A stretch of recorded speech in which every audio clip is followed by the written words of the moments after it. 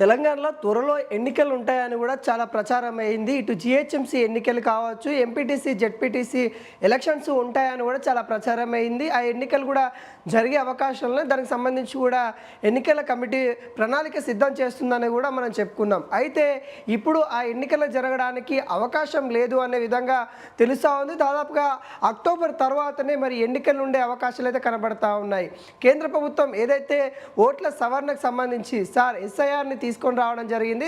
దానిలో భాగంగానే తెలంగాణలో జూన్ 24 తారీఖు నుండి జూలై 25 తారీఖు వరకు ఇంటింటి సర్వే ఉండే అవకాశాలు అయితే కనబడతా ఉంది. బూత్ లెవెల్ ఆఫీసర్స్ ఎవరైతే ఉంటారో వాళ్ళ నుండి స్వయంగా ఓటర్ల లిస్ట్ సంబంధించి కూడా ప్రతి ఒక్క ఏదైతే ఓటర్కి సంబంధించి వివరాలు స్వీకరించనున్నారు. ఎక్కడైతే డబుల్ ఏదైతే ఓటర్ కార్డు ఉంటుందో, అంటే గ్రామాల్లో ఉండి ఇటు సిటీలో ఉండి రెండు దిక్కుల ఓటు హక్కు ఉన్న వాళ్ళు ఎవరైతే ఉంటారో అలాంటి వాళ్ళని వెతికి ఒకే దగ్గర అవకాశం కలిగించే విధంగా ఇటు కేంద్ర ప్రభుత్వం అయితే చర్యలు అయితే తీసుకుంటా ఉంది. అయితే ఎలక్షన్స్ నిర్వహించాలంటే ఖచ్చితంగా ఓటర్ల లిస్టు ప్రాథమికంగా ఉండాలి. ఓటర్ల లిస్టు ఉంటేనే మరి ఎన్నికలకు వెళ్ళే అవకాశాలు ఉంటాయి. అయితే ఏదైతే ఎస్ఐఆర్ జరుగుతూ ఉందో మొత్తం మొత్తం కూడా ఎస్ఐఆర్ పైనే రాజకీయ నేతలు మొత్తం కూడా ఫోకస్ పెట్టినట్టు కూడా కనబడతా ఉంది. ఎక్కడ ఓట్లు తొలగిస్తారు, ఏంటి, ఏ విధంగా తొలగిస్తారు, అక్కడ నిజంగానే ఆ వ్యక్తికి 2 విధాలుగా ఓటు హక్కు ఉందా, లేకుంటే ఏమైనా అంశాలు ఉన్నాయా, కావాలని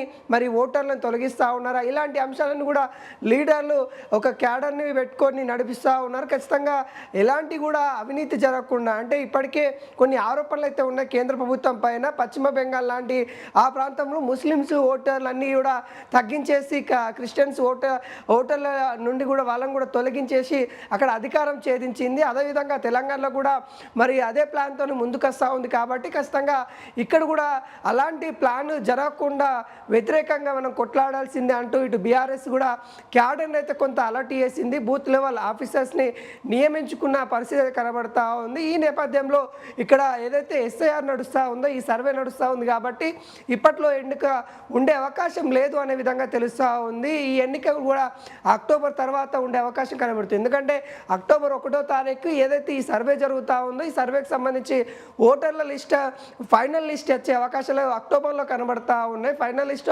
అక్టోబర్లో వస్తే అక్టోబర్ తర్వాత నవంబర్, డిసెంబర్ ఆ నెలలో మళ్ళీ ఎన్నికలు ఉండే అవకాశాలు అయితే కనబడతా ఉన్నాయి. అంటే ఎంపీటీసీ, జెడ్పీటీసీ కావచ్చు, హైదరాబాద్ జీహెచ్ఎంసీ ఎన్నికలు కావచ్చు. ముఖ్యంగా ఇప్పటికే ఎంపీటీసీ, జెడ్పీటీసీ కాలపరిమితి అయిపోయింది. గెస్టెడ్ పాలన నడుస్తూ ఉంది. గెస్టెడ్ ఆఫీసర్స్తోని ఆ పాలన మండలి నడుస్తూ ఉంది. ఇప్పటికే ఎంపీటీసీ, జెడ్పీటీసీ సంబంధించి కూడా ఆ పాలక మండలిని కూడా రద్దు చేద్దామనే ఆలోచనలో ఇటు రాష్ట్ర ప్రభుత్వం కూడా ఉంది. కానీ ఆ పరిమితి ఏవైతే అంశాలు ఉన్నాయో వాటన్నిటిని కూడా రద్దు చేయడం ఇప్పుడున్న పరిస్థితులలో అనివార్యం కాదు అన్నట్టుగా చెప్తా ఉన్నారు. గతంలో కూడా వైఎస్ఆర్ రాజశేఖర రెడ్డి కూడా వాటిని రద్దు చేయాలని కూడా చూశారు. కాకుంటే అప్పుడు కూడా వీలు పడలేదు. ఇప్పుడు కూడా ఆ వ్యవస్థలు ఖచ్చితంగా ప్రజలకు ఉపయోగపడతా ఉంటాయి కాబట్టి రద్దు చేయడం అనేది సరికాదు నిర్ణయం అన్నట్టుగా ఇటు రాష్ట్ర ప్రభుత్వాలు నిపుణులు చెప్పడం ద్వారా రాష్ట్ర ప్రభుత్వం కూడా వెనుకకు తగ్గినట్టు కూడా కనబడతా ఉంది. అయితే ఎన్నికలు నిర్వహిస్తాము త్వరలో అన్నట్టుగా ఇటు రాష్ట్ర ప్రభుత్వం అయితే చెప్పింది. కానీ ఇప్పుడు ఎస్ఐఆర్ రావడం వల్ల ఈ ఎన్నికలు ఏవైతే ఉంటాయి, ఈ ఎన్నికలు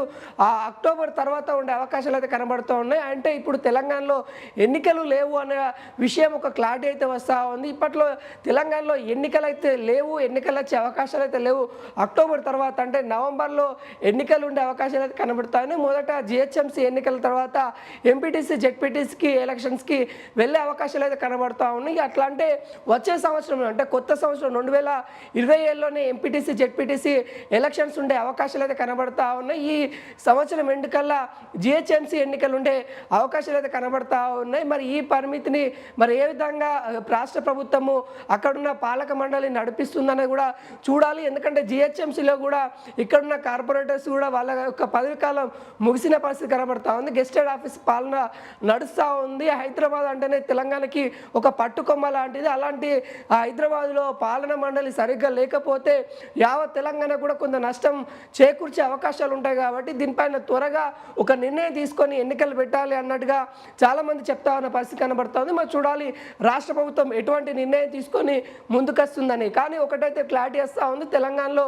ఇప్పటి వరకైతే అంటే ఇప్పుడైతే ఎలక్షన్స్ అయితే లేవు, అక్టోబర్ తర్వాతనే ఎన్నికలు ఉండే అవకాశాలు ఉన్నట్టుగా క్లియర్ కట్గా తెలుస్తూ ఉంది.